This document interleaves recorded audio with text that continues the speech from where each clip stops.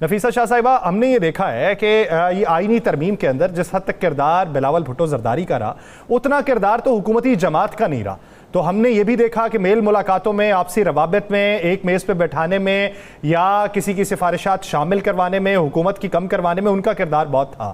اس کردار کے پیچھے کی وجوہات کیا ہیں؟ اور دوسرا یہ کہ کیا اب وہ حکومتی سیٹ اپ کا حصہ بنیں گے یا کردار اسی طریقے سے پیچھے بیٹھ کے ادا کیا جاتا رہے گا؟ دیکھیں، I am very proud of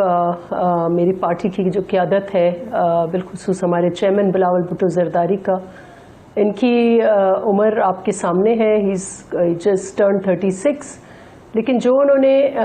کردار ادا کیا 26 آئینی ترمیم، اس سے آپ ہٹ جائیں کہ اس کا کانٹینٹ کیا ہے، کس موضوع پر ہے، اس پہ سبسٹینٹیو ایشوز پر ہم ڈسکشن کر سکتے ہیں، لیکن جو طریقہ کار انہوں نے اپنایا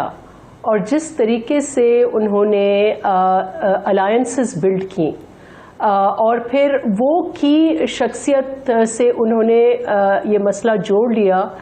جس کو ہر کوئی سمجھتا ہے کہ وہ نہ صرف ایک بہت منجھے ہوئے سیاستدان ہے، لیکن وہ اپوزیشن سے رابطے میں ایک پل کا بھی کردار ادا کر سکتے ہیں، نیملی مولانا فضل الرحمان۔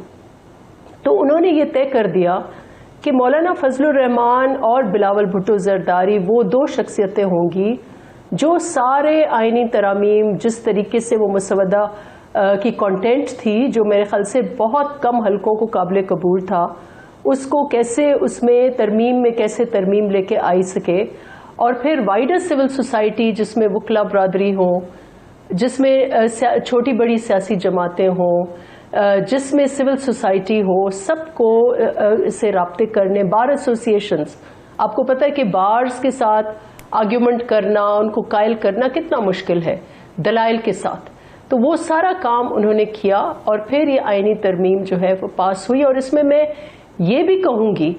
کہ پی ٹی آئی اس وقت وہ بہت انہوں نے ایک سخت موقف لیا ہوا ہے